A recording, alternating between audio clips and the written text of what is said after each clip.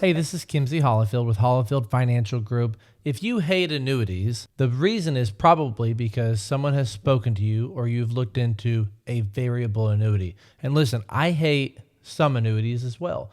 I don't like variable annuities, and I'm going to talk today about why I don't like variable annuities. And it's not just me.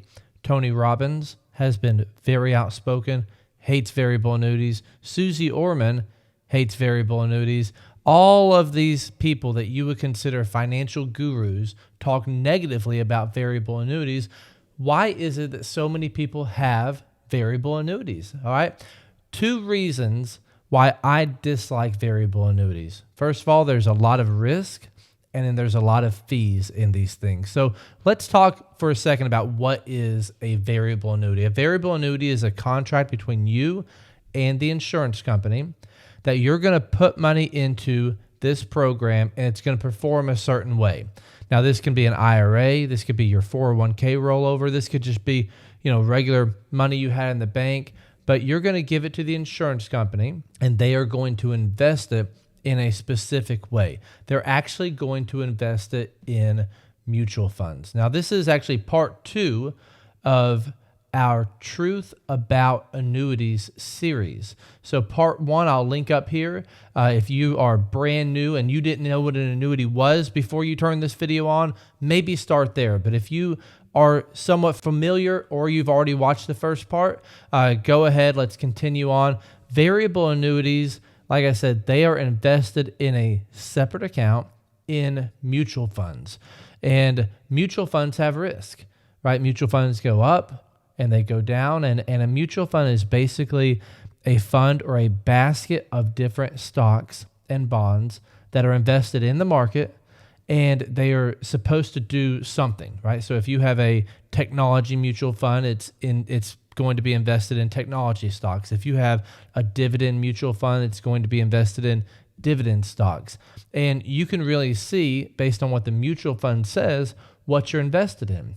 And that's what this insurance company does. When you give them money in a variable annuity, they're going to put it into the mutual fund, which means that you have the risk of the mutual fund and you have the fees associated with the mutual funds. The second reason, and really the biggest reason why I dislike variable annuities, is because they have tremendously high fees.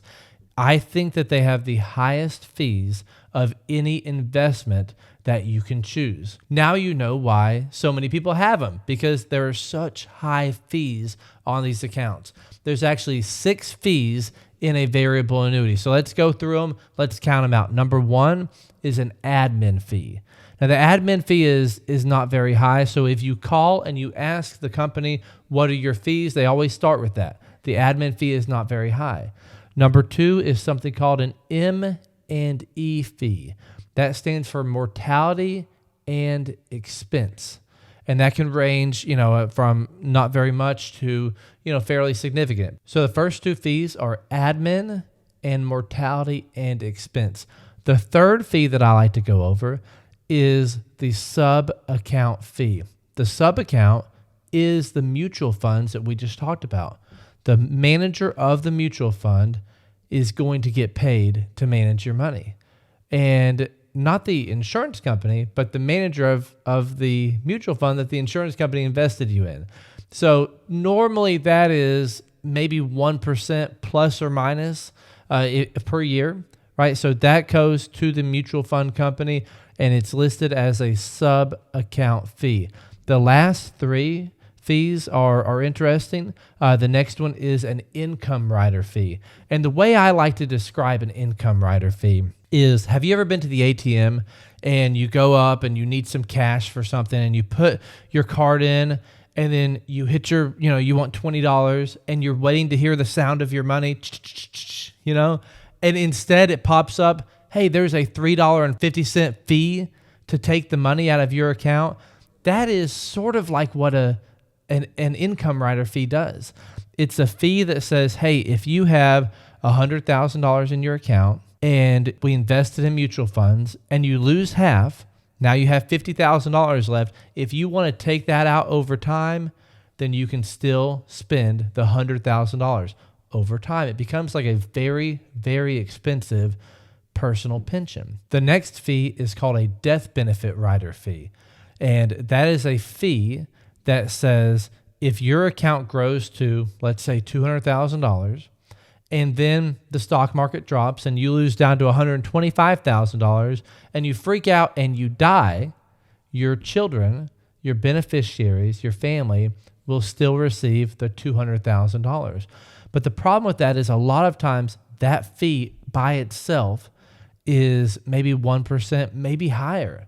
And so it ends up to be like a very, very expensive life insurance that you may never need. Now, the last fee is called a surrender charge fee, a surrender charge schedule. When you get into a variable annuity, it's normally for 5 years or 7 years or 10 years. And so if you want to get out early, they're going to charge you a back-end surrender penalty for taking your money out early. So those are the 6 total fees: admin, M&E or mortality and expense, sub-account, income rider, death benefit rider, and a surrender charge fee. Now, all of these fees put together, there was just a survey that came out that they surveyed all of these products, and the average fee is 3.5%. Now, I have personally in my financial planning practice, I see these accounts a lot. I have seen them as high as 4.7%.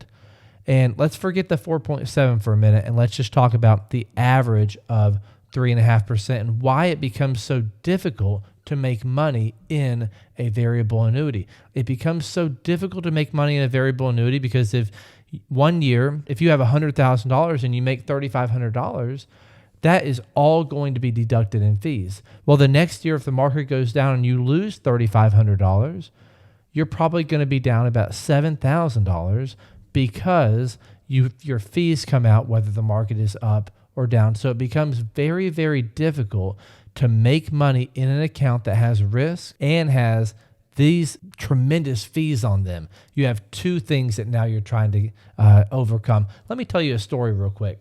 I had some clients, wonderful, wonderful people, come into my office a few months back. They had actually attended a financial seminar, a financial event we did, and they set an appointment. When they came into my office, they said, we've had this account for 5 years and it hasn't moved.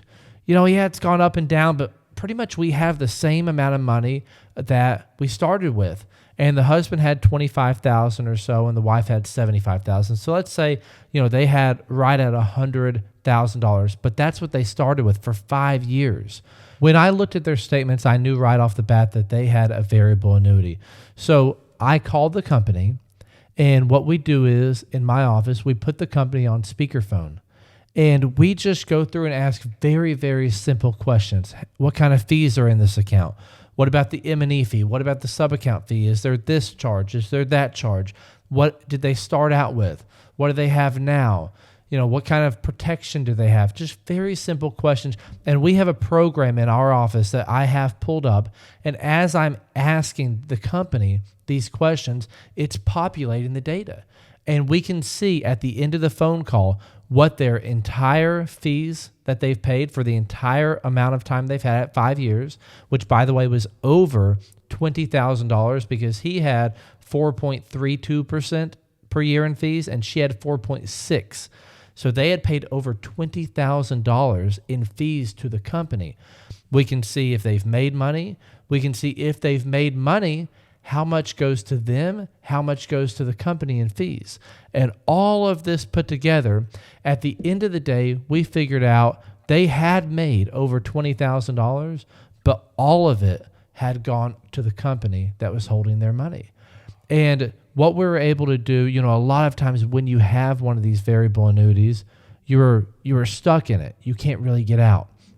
But now, the market is up, and a lot of times people are able to get out of these accounts now. So this couple here, I was able to help them get out of the account and into something else. Now, a lot of times you still have a surrender charge that you're trying to make up, right? So you have to choose accounts that have some upfront bonuses going in. So a lot of sponsoring companies will allow you to get out of these. You pick a new company, we choose a new company, the money rolls into the new company, and we always make sure if there is a back-end charge that is made up by an upfront bonus by the new company. So this couple, they were able to actually go into a brand new product that was fantastic, much better for them, much safer, much lower fees, and the upfront bonus more than made up for any charge that company was holding them onto. So listen, if you have a variable annuity or if maybe you just have questions on it, click the link below and we can schedule a 15-minute phone call or Zoom, and I would be more than happy to walk you through the product that you have, the good, the bad, and at the end, at the end of 15 minutes, I'll be able to tell you, can you get out of this? Or are you stuck for a little bit? Are there any things that you can adjust in this account to make it a little better for you if you are stuck? And I'd be very, very happy to help you do that. We do this all the time for variable annuities. So thank you for listening. Thank you for watching. If you're not subscribed, go ahead and subscribe and hit the little bell icon so you can know when we post more videos. Once again, this was Kimsey Hollifield, Hollifield Financial Group, and I will see you on the next video.